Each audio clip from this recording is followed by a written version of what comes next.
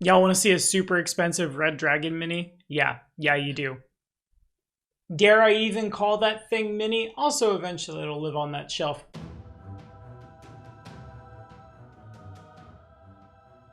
What's going on, guys? My name is Tommy. Welcome back to the channel. God, I'm 0 for 2. I hate everything. Jormungandr is the snake.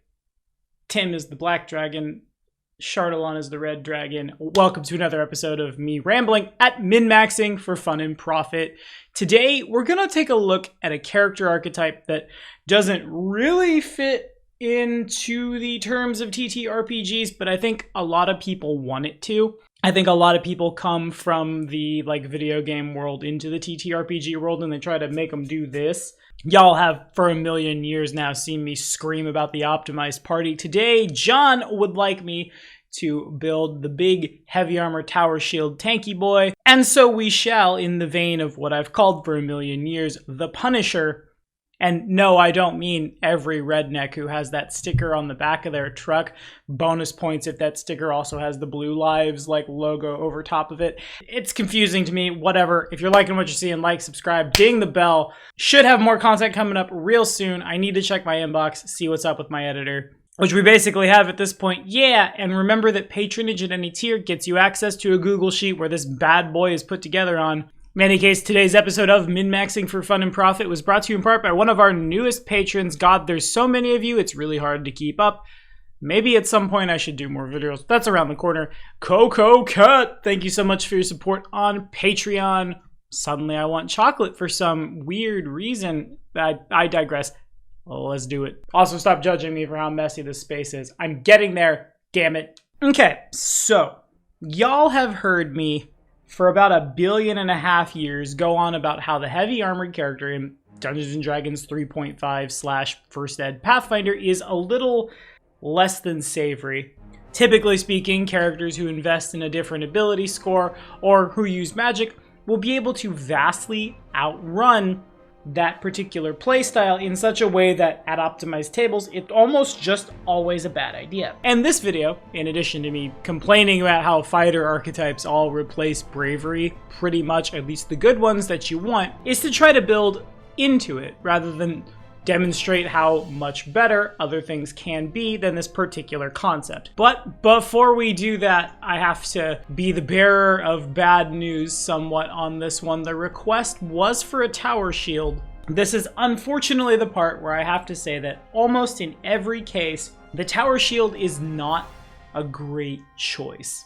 Lots of things that one does with a tower shield can be done just better with a heavy shield, and the options that a tower shield does give us don't really stack up to a whole lot of much. To be super clear, a tower shield gives you an armor bonus of 4, has a max dex of 2, an armor check penalty of -10, and a 50% arcane spell failure chance, in addition to weighing a nice crispy 45 pounds. This massive wooden shield is nearly as tall as its user. In most situations, it provides the indicated shield bonus to your AC. As a standard action, you can use a tower shield to grant you total cover until the beginning of your next turn. When using a tower shield this way, you choose one edge of your space. The edge is treated as a solid wall for attacks targeting you only. You gain total cover for attacks that pass through the edge and no cover for anything that happens to 5-foot step around it first. The shield does not provide cover against targeted spells also, so best case scenario, you have some protection against arrows. You also cannot do one of the best things with a tower shield, Shield Bash, and it's only +2 better in terms of flat armor than a heavy shield. Also, you take a -2 penalty on attack rolls because of the shield's encumbrance, which essentially makes a tower shield a strictly worse combat expertise. God, I can't believe I'm shilling for combat expertise right now. I suppose technically the two could stack together, but as a standard action, you provide yourself total cover that the mage can still target, the marshal will just 5-foot step around, and the archer, typically speaking, will probably just target someone a little squishier. That's kind of the whole glory of being the archer. And also sort of the fallacy in general of trying to play that style of character in TTRPGs, because generally speaking, unless you're constantly fighting in 5-foot hallways, there's not a lot to prevent folks from just going around you, which can then in turn make the player who built optimized to take hits feel a little sad and like there was a failure to communicate, because kind of there was, when their concept falls on its head, and so too does the wizard behind the fighter. Now, with that in mind, there are some decent uses for a tower shield. We will talk about those later on. For now, let's look at the heart of making a build concept like this work. To play the archetypal tank, typically speaking, you want to be able to take a lot of damage from folks. You want some way to force the bad guys to come at you, and then basically outlast them while your friends who do a little more damage than you, or are saber suck witches, clean things up. That's the goal behind this build, and that's what we're looking to do. In total today, we've got 2 levels of one of my favorite fighter archetypes. If you watched A House Divided, it was Randy. 2 levels of the High Guardian fighter. Holy God, I wish it stacked with more things. Seriously, all the cool fighter archetypes replaced Bravery, and I'm gonna die angry about it. 6 levels of the Transporter Ranger, and 12 levels of, this is kind of partially because of the man who requested it. I know it's his favorite class. I wanted to go a different route with this at first, but we ended up breaking the proverbial tie in my head by just like, well, what would John want? 12 levels of Titan Mauler Barbarian. That archetype seems like a trap on paper, but in terms of a tanky boy, that basically does exactly what you want it to do.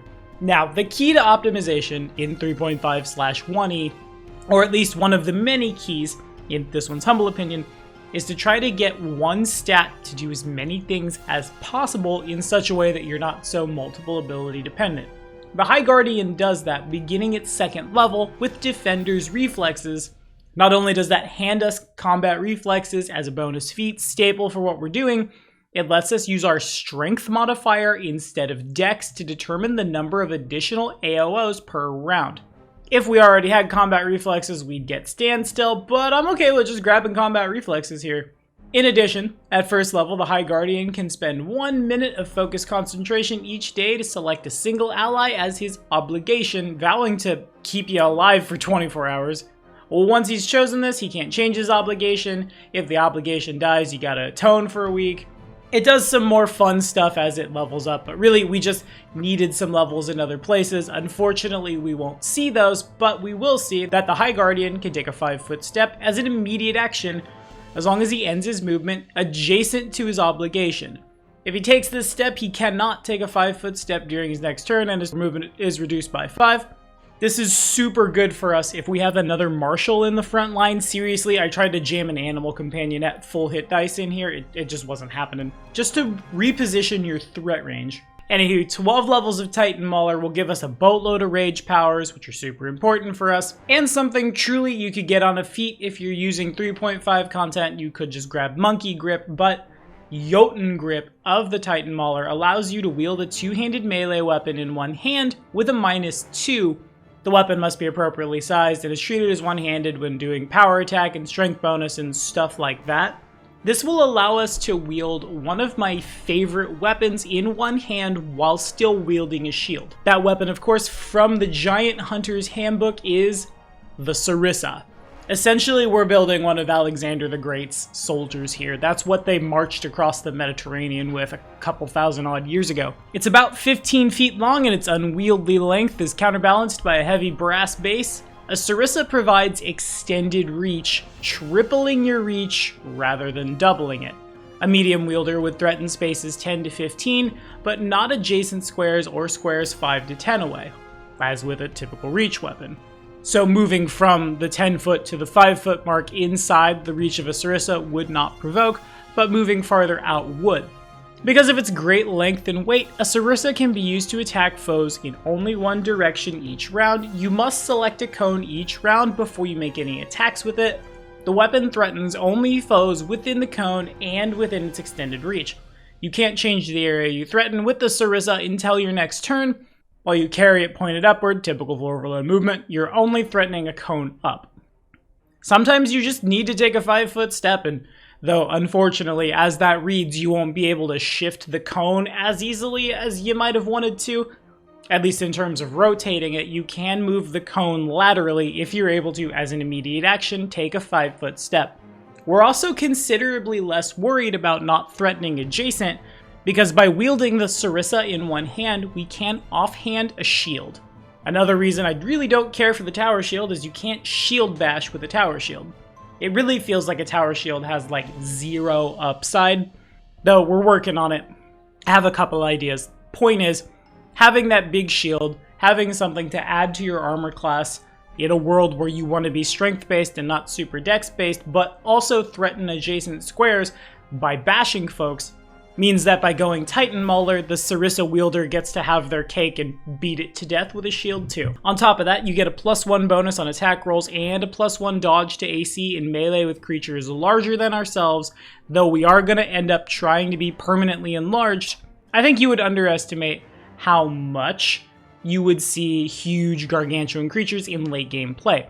I think you'll see way more value out of this than you think you would.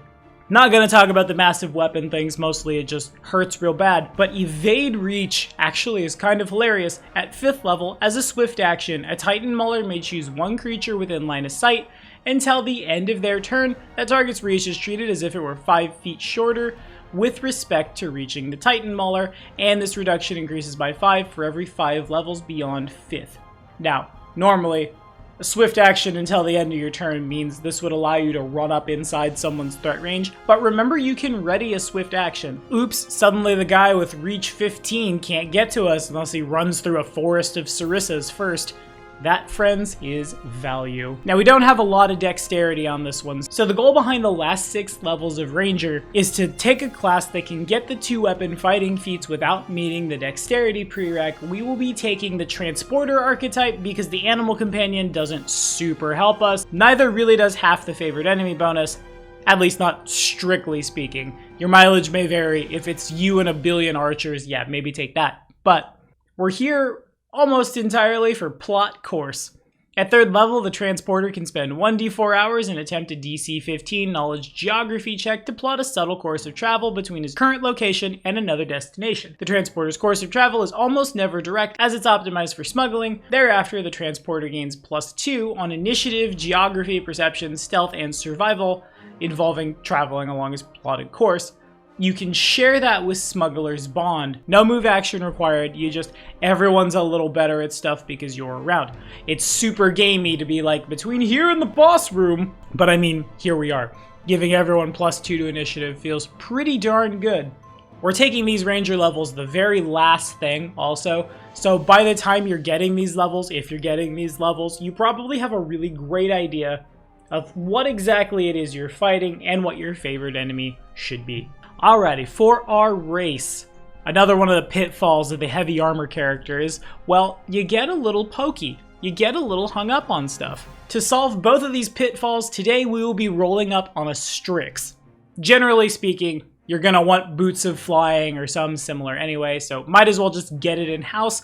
That fly speed of 60 feet with average maneuverability. We should have more than enough strength score to fly in our armor with all our gear and stuff, which allows us to position ourselves a little bit better to protect everybody from flying things, or just fly 5 feet over your obligation's head. Say your obligation is like a magus or a rogue or a bard or something that wants to be up close and personal in that real cramped hallway without just cutting them off. We will be trading out Nocturnal for the frightening racial trait for a +2 racial on Intimidate checks. We will also be trading out Suspicious for a +1 racial bonus on reflex saves, a la Nimble. Strix Barbarian FCB add +1 to the Barbarian's total number of rage rounds per day. Not horrible, especially early on. For our traits, we definitely don't talk about reactionaries. +2 for initiative as much as we could. It's very good, especially for you, who has no dexterity and wants to go first.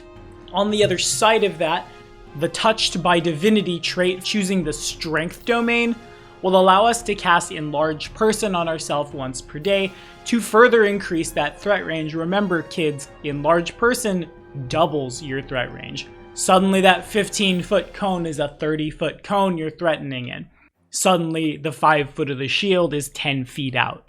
It's real mean, and also makes a lot of great flavor for your character. There are a lot of deities who give you access to the strength domain. Seriously, take a look at this.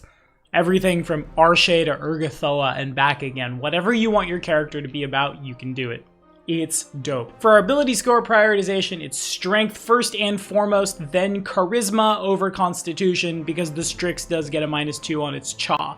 Con is right after, so you don't die. Wiz is right after. Our will save is pretty darn bad. Probably don't get mind controlled and beat the cleric to death, or like do. I don't judge. Then dexterity, because you're gonna want like 12 or 14. Then take that intelligence, put it in the floor. Anyway, let's talk some feats. Now, normally we talk a lot about elephant in the room. Honestly, one of these days when I need to make a short video, I should make a min-maxing for fun and profit session 0 on strictly speaking why the hell elephant in the room is so, dare I say, necessary for good play. This video is going to pretend like it doesn't exist and I'm going to hurt myself. Dodge first, followed by mobility for a +1 to AC and a +4 to AC from attacks of opportunity provoked by movement. Since the goal is to have a pretty high AC, honestly, the dodge bonuses look a little better on the heavy armor guy as opposed to the spaghetti boy. At least they seem to be a little more relevant, whereas the dex guy is just running away with the battlefield. The dodge bonus might protect the heavy armor guy's life. We'll take intimidating prowess as our next feat. You'll see why later. Just more get the good stat into everything we can do. At level 7, we'll grab one of my favorite feats, one we don't talk about quite as much, and God, I don't think I've talked about since that original let's play against the WoW party trope, Combat Patrol. As a full round action, you may set up a Combat Patrol, increasing your threatened area by 5 for every 5 points of your BAB. Since we end up full BAB, that will eventually increase it by 20 feet. Until the beginning of your next turn, you may make attacks of opportunity against any opponent in this enormous threatened area. Seriously, a lot of times, you will threaten the entire room. You may move as part of these attacks, provided your total movement before your next turn does not exceed your speed. Your fly speed does not get hurt that bad by heavy armor. You're still probably the fastest thing in the room. Any movement you make provokes as normal. We accept this, that's fine. Just remember that when we've attacked with the Sarissa, that's the way the Sarissa is pointing until it comes around to us again. So a lot of your movement is probably, again, just a bit of laterals, take a 5-foot step up. Things of that nature. If they get a little too close, just bap them with your shield, at least later. We don't have the 2-weapon fighting stuff yet, so I can't super condone that. Oftentimes this will be our turn. Full round action, set up combat patrols, then when folks start moving, you start stabbing. Theoretically, they will be moving a lot with our next feat, Antagonize, which allows you to make diplomacy/intimidate checks to make creatures respond to you with hostility. No matter what skill you use, antagonizing a creature takes a standard action that does not provoke AOs and has a DC equal to 10 plus the target's HD plus wisdom modifier. You cannot make this check against a creature that does not understand you. Ask someone to tongues you. That's what she said. Or has an int of 3 or lower. Before you make these checks, you make a sense motive DC 20 as a swift action to get an insight equal to your Cha. It's also mind affecting, so you can't really mind control the zombos. Just stab them. The diplomacy one doesn't super matter today. We want the intimidate one to make the creature fly into a rage. On its next turn, the target must attempt to make a melee attack against you, make a ranged attack against you, target you with a spell, or include you in the area of a spell. The effect ends if the creature is prevented from attacking you or if attempting to do so would harm it. For example, if you were on the other side of a chasm or a wall of fire, but not, for example, you asshole GMs out there, because you're on the other end of a sharpened 15-foot pole. If it can't attack you, you may make the check again as an immediate action to extend the effect for 1 round, but cannot extend it after. The effect ends as soon as the creature attacks you. Basically, if somebody gets around you, yell at them to come back. I believe the old World of Warcrafty term for this one was get aggro. It's unfortunate it takes your standard, but I mean, what are you gonna do? Next, since we have a fly speed, we might as well grab flyby attack. I kind of found myself with one extra, like, what do I take here, feat? The ability to take a move action and another standard action at any point during the move, but the creature cannot take a second move action during a round in which it makes a flyby attack can be pretty strong for us. For that same reason, if we just really need to turn around and stab somebody on our way back to get where our friends are. Feels like one of those you're gonna wish you had when you didn't have it. Next, we're gonna grab extra rage power for Groundbreaker Greater. Jumping the proverbial crossbow on that one, aren't we? We'll come back to that. Then improved shield bash, so we can retain our shield bonus to AC when bashing with a shield, followed by a couple of really clutch, albeit kind of late game feats. God, you wish you saw them a little earlier, but our particular playstyle seems to dictate that we wanted other things. Shield Slam after getting 2-weapon fighting from some ranger stuff. Any opponent hit by a shield bash by you are also hit with a free bull rush, substituting your attack roll for the combat maneuver check. The bull rush does not provoke an AOO. Opponents who cannot move back due to a wall or other surface are knocked prone after moving the maximum possible distance. You may choose to move with your target if you are able to take a 5-foot step or spend an action to move this turn. Basically, this just bops somebody back into Sarissa range. Also, it's free bull rushes when you're full attacking. Seems real good. What also seems real good, the secret tech of the Sword and Board character, and why, again, tower shields just hurt my feelings. Shield Master. You do not suffer any penalties on attack rolls made with a shield while you are wielding another weapon. Add your shield's enhancement bonus to attacks and damage made with the shield as if it were a weapon enhancement bonus. Suddenly your attacks just went way, way up. To say nothing of truly, if you were wielding 2 shields, it wouldn't be as like crit fishery optimized, and you could only add 1 shield to your AC minus some dwarven shenanigans. Point is, you're 2-weapon fighting without the negative. We're still taking that negative for Jotun gripping a Sarissa, but the neg is much lower now, and theoretically, a neg the 2-weapon fighting guy had already accepted in the first place. This just brings us back to balanced. Now for those sweet rage powers, Superstition right out the gate as soon as we can get it. Why? Because our will save sucks, that's why. I've watched one of my Kingmaker barbarians get through a lot of encounters just because Superstition exists. Seems like staple first thing to grab for all barbarians everywhere. Next we'll take Knockdown. Once per rage, the barbarian can make a trip attack against one target in place of a melee attack. If successful, the target takes damage equal to the barbarian's strength mod and is knocked prone. Again, pretty good control stuff when someone's moving inside the Sarissa. It provokes. I'd rather you just get tripped. Then they double move to stand up and it provokes again. Fun times. But the real secret tech here is our next one, Groundbreaker. One of 2 reasons the Barbarian makes a really great archetypal tank. The Barbarian can attack the floor around her as a full round action. This attack automatically hits and deals damage normally. If the Barbarian deals more damage than the floor's hardness, get yourself an adamantine Sarissa or shield. This should be arbitrarily easy, to say nothing of if you're just like outside. The space she occupies and all of the squares adjacent to her become difficult terrain. Become squares that folks can't run or charge through, become squares that cost you 10 feet to move through. Creatures in those squares, except the Barbarian, must DC 15 reflex save or be knocked prone, which also is kinda neat, and to be honest, even though we're taking this a little on the late side, I think you'd be surprised how many monsters will fail that, to say nothing of if the witch misfortuned them. We will follow this up with Groundbreaker Greater for our next 2 rage powers and 1 more from a feat to get this as far out as we can go. We got a bunch of pictures in place of combat math today to show you how good this is, to be able to extend that out super far. Also, it doesn't super affect the dude with the fly speed who could just full round action, whap the floor with his shield, then 5-foot floop into the air. Last but not least by a long shot, the reason we're taking Barbarian to 12, Come and Get Me. While raging, as a free action, the Barbarian may leave herself open to attack while preparing devastating counterattacks. Enemies get a +4 on attack and damage rolls against the Barbarian until the beginning of her next turn, and yes, we're optimizing for high AC. Magic Plate Mail, Magic Shield, another rage power that we're getting after some training and shaman shenanigans, and dodge and mobility, truthfully.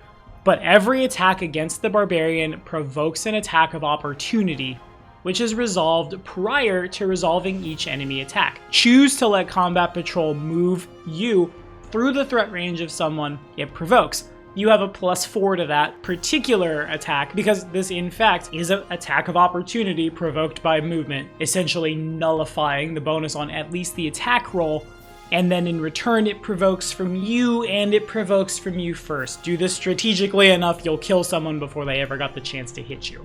Both Combat Patrol and Shield Master could end up on the training enchantment at some point. Guarded Stance looks real good on us too. The Barbarian gains a +1 dodge bonus to AC against melee attacks for a number of rounds equal to the Barbarian's current con, minimum 1. The bonus increases by +1 for every 6 levels the Barbarian has attained. Activating this ability as a move action does not provoke. Since dodge stacks with everything, that means our AC continues to climb. Also, replace Shield Master with Power Attack if your GMs are not using Elephant in the Room. Otherwise, essentially you have one free feat at the end. Now, for some quick key magic items and spells before some sweet pictures. I would feel bad if I didn't bring up the Tower Shield at least a little bit, albeit Tower Shields are super bad. The Folding Enchantment. On command, the Folding Shield transforms itself to take the form of another shield. As a move action, the wearer of a Folding Shield can change the shield from its current form into a Buckler, Heavy Shield, or Tower Shield. The wearer of a Folding Shield must be proficient with the type of shield, blah blah blah. If you don't need to bash, but you really need to stop an arrow, this will do it. Alternatively, if you carry something around like, oh, I don't know, an immovable rod, a flat iron bar with a small button on one end, when the button is pushed as a move action, the rod does not move from where it is, even if staying in place defies gravity. Thus, the owner can lift or place the rod wherever they wish, push the button, and let go. Several immovable rods can make a ladder. An immovable rod can support up to 8,000 pounds before falling. If a creature pushes against an immovable rod, it's a DC 30 strength check to move it 10 feet in a single round. Oh, say maybe you slip that in the handholds of a Tower Shield, then activate it. Suddenly the Tower Shield is standing up and providing cover for anyone who might happen to need it. It's like a really tiny wall of force. Alternatively, when you're flying, say maybe you need to fireman carry someone to safety and you'd rather just whap somebody with a two-handed Sarissa, putting the Tower Shield horizontal, activating the immovable rod. Remember, that Tower Shield's almost as big as you, large creature, would make, theoretically, a square where you could lay folks down, set archers somewhere where they can shoot down. Is a Tower Shield great for AC and things? No. But with a little bit of creativity, we can make anything work. Since a heavy shield is treated as a one-handed weapon for TWF stuff, and shield spikes do piercing damage, getting some effortless lace to attach to your shield to make that truly one-handed piercing weapon with a size matching yours be treated as a light melee weapon for the purposes of TWFing, pretty important for us. And we won't have a lot of spells to talk about, but the Ranger does get a few. Being able to cast Lead Blades on yourself to increase the damage dice of your Sarissa and your shield, both from 2d6 from a large weapon to 2d8, stacks up pretty quick. In addition, assuming the game will be big enough to handle you, and honestly I think most are, if they're not God, you're strength based and probably have an adamantine something, make a hole, permanency to become a permanently enlarged engine of flying death seems real good. Now, this is what a medium creature's regular Groundbreaker looks like. As a full round action, it's basically Grease, except you don't run the risk of tripping later. In any case, that's basically 30 feet of movement to get through. The big boy will start out making something like this. Everybody positions themselves on the other side of the difficult terrain. This stops charges. This means people are wasting actions, to say nothing if you, oh Flyboy, had a few full round actions earlier before the combat started to create these hazards, because they're permanent, because you're just fucking up someone's floor plan. Just being kind of rude, TBH. But go ask your druid friends how much difficult terrain is important for controlling the battlefield. Now, each different colored square is increasing the radius by 5 feet of the enormous Groundbreaker. I think we can all easily see there how quickly one or two of those can disrupt an entire battlefield. Again, this doesn't stop you because you're flying. Other flying folks won't be, but you can also just bull rush them down into it. Also, it probably stands to reason that not everything you're fighting is flying. There's probably some ground-based minions. There's parts of Rise of the Runelords that come to mind here. Gum those guys up, give you the ability to focus on people who either go around or can fly over. Now, into that, let us insert the threat range of a 30-foot cone. Admittedly, everyone's cones are going to look a little different. I just found a template and I drew it, and 7 rounds of Angron the World render from one of my Viking Patreon games will hang out and give us a big heckin' help here.